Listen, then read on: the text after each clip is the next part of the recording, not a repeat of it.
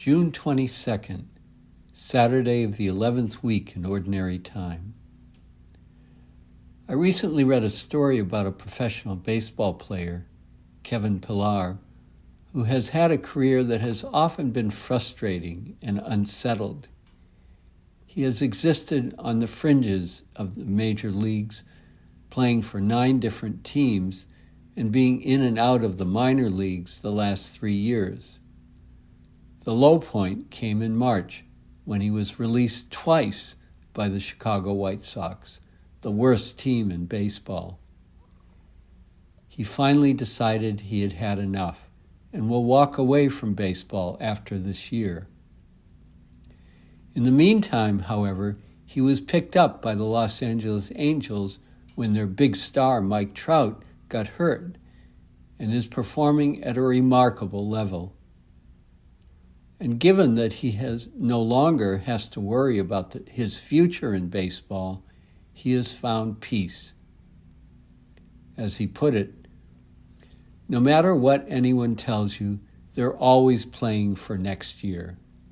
They're trying to play for the scoreboard and the statistics, trying to be financially compensated and find a job next year.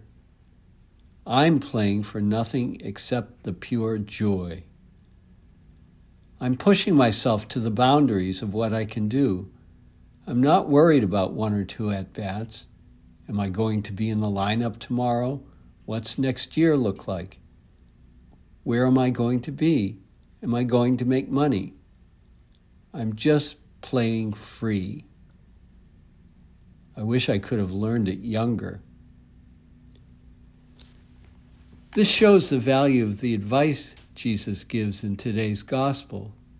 Live in the moment. As one sage put it, the past is gone, the future is unknown. We only have the present. Or, as Jesus says in the gospel, do not worry about tomorrow. Tomorrow will take care of itself. Sufficient for a day is its own evil. Our willingness to embrace the moment and not worry about the future is not because of any naivete, lack of ambition, laziness, or irresponsibility. Rather, it comes from a deep trust in God and a commitment to putting God's will above our own. That's an attitude that needs to be cultivated, for there is much in us that resists it. We want to take control of our lives and especially our future. That, we are convinced, is the only way to get what we want, which we convince ourselves is what is good for all and what God must want. Sadly, history tells us that that is not the case. The first reading gives an example. When Zechariah, the son of the priest, challenged the nation to turn back to God and put aside their own selfish ways, they killed him. That was often the fate of prophets who called on the people to put themselves under God's protection and not trust in their own power. It was the same with Jesus himself.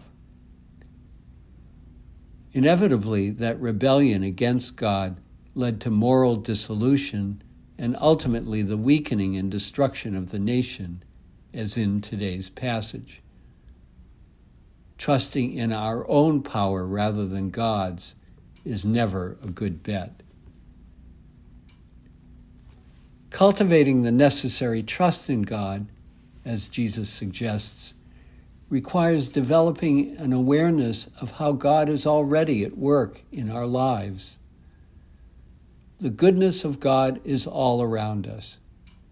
We just have to open our eyes to see it.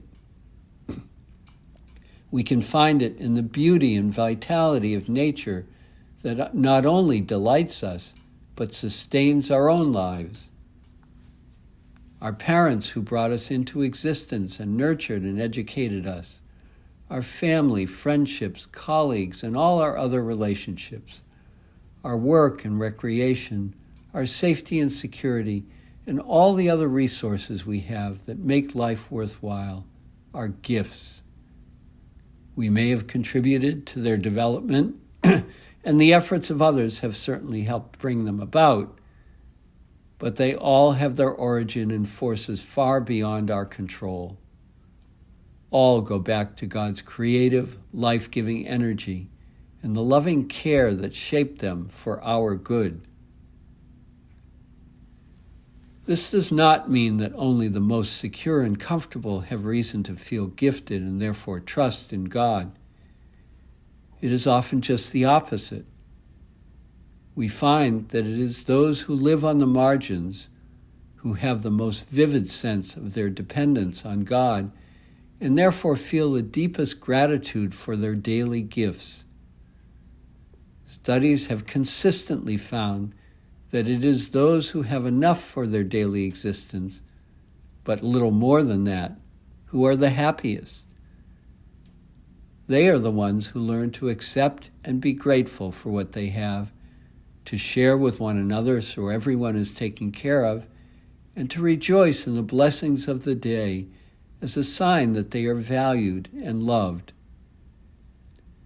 Those who strive to accumulate wealth and power beyond what they need are the ones most vulnerable to greed, envy, anxiety, competition, and selfishness, which can too easily lead to violence, injustice, arrogance, and impiety. We see that too often in our own society and in our world. It is better to be among the simple and the vulnerable. That is where true faith resides, which is the only road to genuine happiness.